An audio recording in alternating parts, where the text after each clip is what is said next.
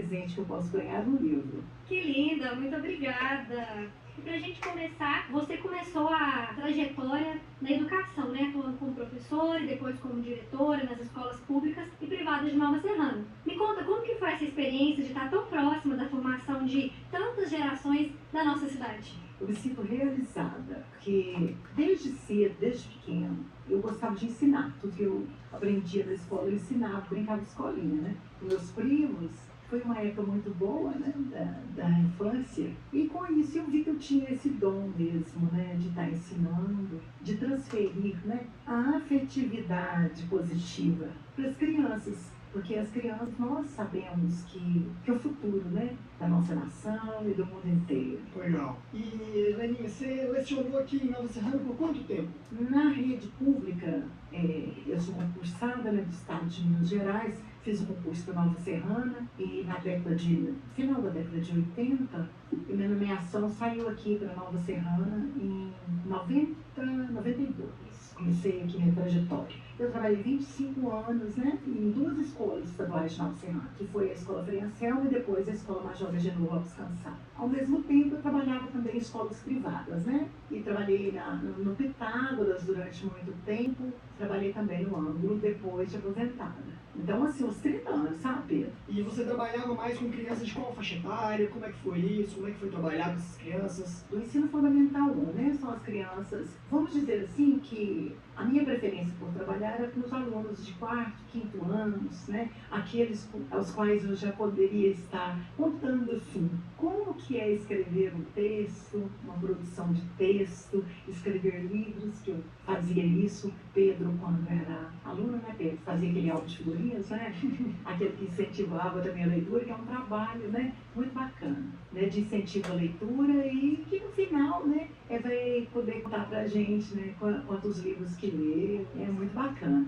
Helena, hoje você encontra com esses alunos seus na rua, como o Pedro, você está encontrando agora nesse projeto. Como que é ver eles? A gente lembra do tempo, né, de escola, e são boas memórias, né? Eu creio, né, que a gente, durante toda essa trajetória, a gente formou assim, um ciclo de amizade com esses alunos, com os pais deles, com as famílias. Ah, muito que bom. incrível. E assim, você é uma mulher de múltiplas funções, né? Agora a gente vai pro lado da escrita, porque você é pedagoga, psicóloga, neuropsicóloga, psicopedagoga. E como que essas áreas dialogam com a sua sensibilidade com a escrita? Todas essas profissões, né, que eu fui, dizer assim, aprimorando em mim, tem a ver com a escrita, porque eu trabalho no incentivo à leitura em todas elas. Eu atendo muitas crianças, né, com dificuldade de aprendizagem, quando chega para mim, a maioria é na leitura, interpretação de textos e no incentivo à leitura mesmo. Na parte da neuropsicologia, quando a criança ela tem algum tipo de transtorno que vai estar prejudicando aí, né, essas funções. E a gente já vai trabalhando tudo isso aí com livros. Eu tenho muitos livros no meu consultório. É onde que a gente começa a trabalhar desde cedo, bem até com os pequenininhos. Começa a ter de 3 anos. A gente já incentiva aí na leitura. E é bacana porque a gente tem vários tipos de literatura diferentes, né? Então dá pra estimular a criança em várias áreas diferentes. Sim. Dá pra captar a criança pelo interesse que ela tem por um certo tipo de tema e aí você vai entendendo direitinho para poder fazer personalizado para cada aluno. A partir daquele momento, né, que a gente já vai perguntando para a criança, eu pergunto dos pais primeiro, né, na entrevista de anamnese, depois a anamnese que é feita com a própria criança e o adolescente também, que, né, eu trabalho com crianças e adolescentes, e a gente já vai percebendo, né, o tipo de literatura, ou grande parte às vezes não gosta muito de ler, mas é porque ainda não sabe, e quando desperta ali para a leitura já tem uma história para contar e já começa a ler e já quer os livros. E eu tenho meus livros, né, que eu escrevo mais na literatura infantil e vou presenteio também com os livros, né, é muito interessante. Ah, conta pra gente sobre os seus livros. O primeiro livro que eu escrevi infantil, ele foi uma história que eu contei para minha filha. Ela tinha mais ou menos uns 5 anos, né?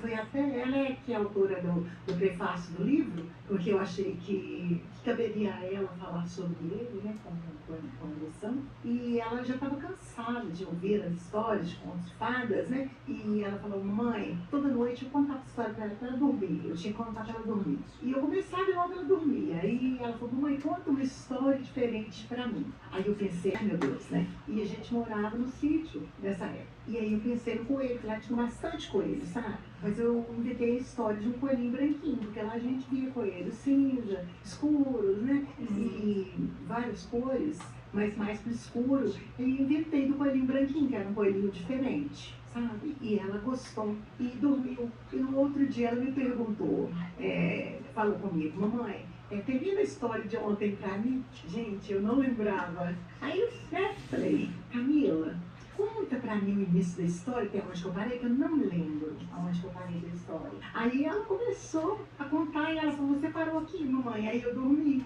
Aí eu terminei a história pra ela. De vez em quando ela me pedia pra contar essa história e ela passou a fazer parte da infância da Camila. Só em 2017 que se transformou no livro mesmo. Eu tenho ele aqui comigo. Ai, que lindo, que história linda, que história linda. Aí ela fez o prefácio livre, ele saiu primeiro aqui nessa roupagem aqui pequenininha, agora ele é assim. Que graça, Na segunda edição. A gente vai tirar foto e postar no Instagram do Memórias, né? O pessoal que tá ouvindo ela vê. Então, assim, esse coelhinho, ele é um coelhinho muito levado, né? Então ele ficou preso, né, durante um tempo, na gaiola. Ele é um pouco desobediente, sabe? Aí ele se tornou um coelhinho estudioso, muito bacana, educado, e aí ele ajuda as crianças também a obedecerem mais os pais, né? E é legal como é que a gente consegue levar esse imaginário da criança, essa fantasia, a poder levar lições para a criança, né? Sim. Não um coelhinho que era levado, que vai se tornar estudioso, que vai se tornar É responsável, isso. vira um exemplo para a criança poder se espelhar nesse tipo de história. E a criança pequena, até 7,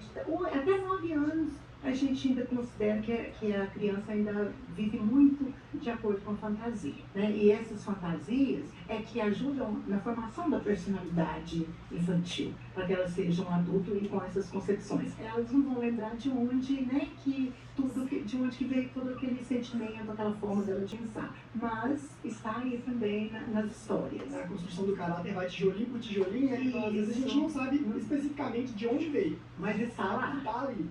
Está lá. Gente, o livro da Leninha aqui, do Coelhinho Branco, a edição atual, ele é em capa azul, com um coelho branquinho, com uma borboletinha rosa pousando no focinho, né, da pontinha do nariz, e uma gravatinha borboleta azul, bem bonitinho. A gente vai deixar as fotos anexas no Instagram. E aqui, agora eu, com interesse pessoal e profissional, estou entrando pro teatro infantil, eu sou atriz, sou professora de teatro, mas agora que eu estou começando a entrar nesse universo infantil, eu comecei a escrever algumas peças, algumas até com a ajuda de uma aluna minha, que eu vou apresentar agora a peça de Natal. Tive uma ideia, mas só que Heloísa Benício colocou essa ideia da história no papel. E eu gostaria de uma dica, de um conselho seu, para que eu e também outros ouvintes que estão entrando nesse mundo da escrita infantil, o que a gente precisa para explorar a nossa imaginação, a nossa criatividade para o mundo infantil?